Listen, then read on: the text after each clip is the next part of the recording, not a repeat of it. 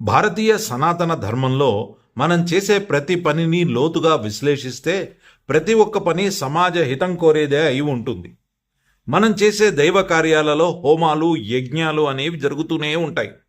అవి కేవలం ఒక సాంప్రదాయాలు మాత్రమే కాదు, అవి ప్రకృతి పట్ల మనకున్న కృతజ్ఞతను చాటి చెప్పే ఒక గొప్ప ప్రక్రియలని చెప్పొచ్చు. పంచభూతాలను ఆరాధించడం ద్వారా ఈ సృష్టిలోని సమస్త జీవరాశులు సుఖ సంతోషాలతో ఉండాలని ఆకాంక్షించడమే యజ్ఞం చేయడంలోని ముఖ్య ఉద్దేశం. స్వార్థాన్ని వీడి సమాజ హితం కోసం చేసే ఈ హోమాలు సామాజిక ఐక్యతను పెంపొందించడమే కాకుండా మానసిక ప్రశాంతతను అందిస్తాయి. అందుకే మన జీవన విధానం అయిన లోకా సమస్త సుఖినో భవంతు అనే నినాదం యజ్ఞం ద్వారానే నిజమవుతుంది.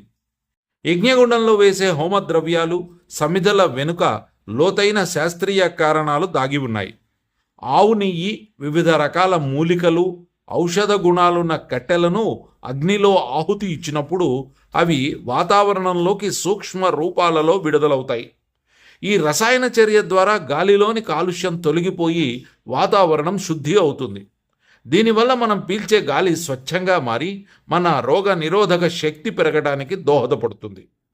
యజ్ఞం నుంచి వెలువడే పొగ కేవలం గాలిని శుద్ధి చేయడమే కాకుండా పర్యావరణంలోని హానికరమైన బ్యాక్టీరియాను, వైరస్లను నశింపజేస్తుంది. ఈ ఔషధ గుణాలతో కూడిన పొగ ఆకాశంలో మేఘాలపై ప్రభావం చూపి సరైన సమయంలో వర్షాలు కురవడానికి కూడా తోడ్పడుతుందని శాస్త్రాలు చెబుతున్నాయి. అందుకే మీరు గనక గమనిస్తే ఎక్కడైనా హోమం జరిగినప్పుడు వెంటనే వర్షం పడుతుంది.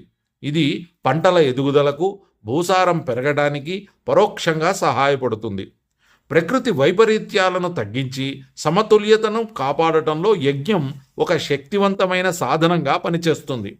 అంతేకాకుండా హోమ ప్రక్రియలో పఠించే వేదమంత్రాల ప్రకంపనలు మానవ మెదడుపై అద్భుతమైన ప్రభావాన్ని చూపుతాయి.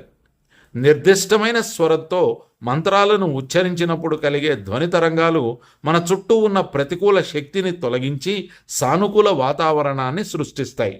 ఇది ఒత్తిడిని తగ్గించి ఏకాగ్రతను పెంచడంతో పాటు ఆధ్యాత్మిక ఉన్నతికి దారితీస్తుంది.